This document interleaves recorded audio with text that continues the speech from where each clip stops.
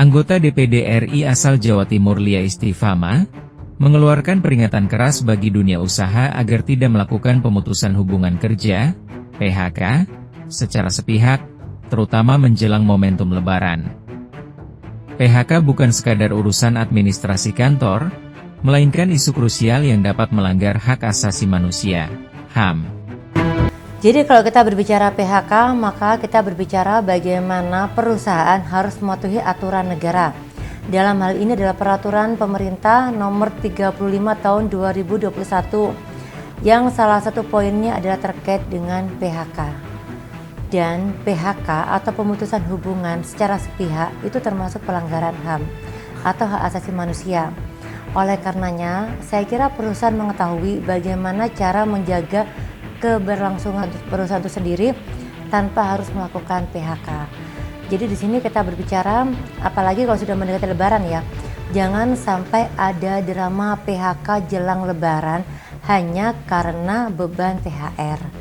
Karena seharusnya ketika kita bicara THR, kita bicara keuangan perusahaan, saya kira perusahaan pasti bisa mengukur kok bagaimana sih proses atau bagaimana yang akan terjadi pada keuangan perusahaan itu pada 1 bulan mendatang, bahkan sampai dengan 1 tahun mendatang. Kemudian terkait dengan PHK, di sini yang saya mau mengunderline bahwasanya PHK sepihak itu berpotensi menjadi pelanggaran hukum pidana. Jadi pelakunya atau perusahaan juga bisa dijerat hukum pidana.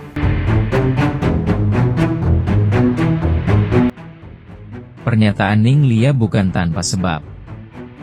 Ramai belakangan sejumlah perusahaan di Jawa Timur telah melakukan pemutusan untuk menghindari tambahan upah hari raya. Terdapat sejumlah perusahaan telah dilaporkan ke Dinas Ketenagakerjaan Jawa Timur soal potensi tak mengeluarkan THR. Persoalan klasik ketenagakerjaan menjelang hari raya untuk menghindari kewajiban pembayaran tunjangan hari raya, THR.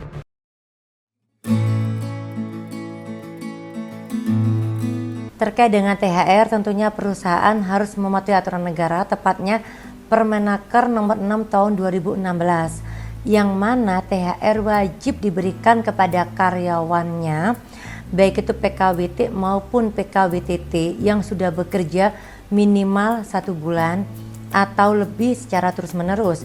Jadi kalau misalnya sudah sampai 1 tahun maka dia harus full, kalau kemudian kurang dari setahun maka sifatnya adalah pro rata atau sesuai dengan persentase berapa lama dia bekerja. Nah, di sini yang kita mau mengunderline, aturan ini dibuat untuk kesejahteraan karyawan dan juga perusahaan sebetulnya.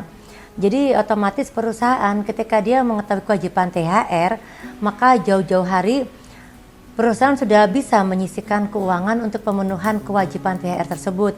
Karena jika perusahaan tidak mematuhi aturan, maka dia akan terkena denda. Sebagai contoh, jika tidak diberikan secara tepat waktu, yaitu maksimal H-7 sebelum Lebaran, wajib diselesaikan. Kemudian dia terlambat, maka dia akan terkena denda administratif sebesar 5%. Maka dari itu saya berharap kepada perusahaan, saya menghimbau kepada semuanya, ayo sama-sama dipenuhi THR dari karyawan tersebut. Dan yakinlah, keberkahan yang diberikan pada karyawan melalui pembayaran THR itu insya Allah juga akan menjadi keberkahan untuk perusahaan itu sendiri. Hal itu terjadi lantaran adanya celah regulasi yang kerap dimanfaatkan oknum pemberi kerja, sekaligus menunjukkan lemahnya pengawasan negara. Berdasarkan aturan yang berlaku saat ini, pekerja yang mengalami PHK 1 bulan sebelum hari raya tidak berhak atas THR. Celah inilah yang dimanfaatkan oknum pengusaha nakal. Berbeda dengan pekerja yang masih terikat kontrak kerja. Karena pekerja yang masih terikat kontrak tetap berhak mendapatkan upah meski dirumahkan dan juga berhak atas THR. Karena hubungan kerjanya masih sah secara hukum. Harapan untuk masyarakat di bulan suci Ramadan, apalagi sudah menjelang Lebaran, Bismillah, ayo sama-sama kita yakin, insya Allah kita bisa melengkapi ibadah kita di bulan suci ini dengan happy ending, dengan penuh keberkahan. Dan kelak kita akan memasuki bulan Syawal, momentum Lebaran juga dengan suasana bahagia, suasana keberkahan. yakin sudah bismillahirrahmanirrahim, insya Allah ekonomi Indonesia akan sehat selalu.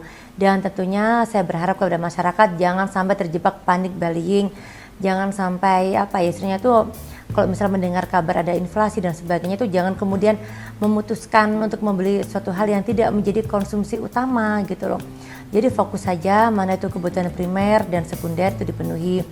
Kalau kemudian terkait dengan kebutuhan tersier itu kalau memang tidak harus, kenapa sih harus dipenuhi sekarang? Itu sih harapan saya. Jadi intinya tuh bagaimana kita itu menjadi pribadi yang memiliki manajerial keuangan yang baik sehingga insya Allah kelak kita bisa menyambut Hari Idul Fitri dengan suasana bahagia.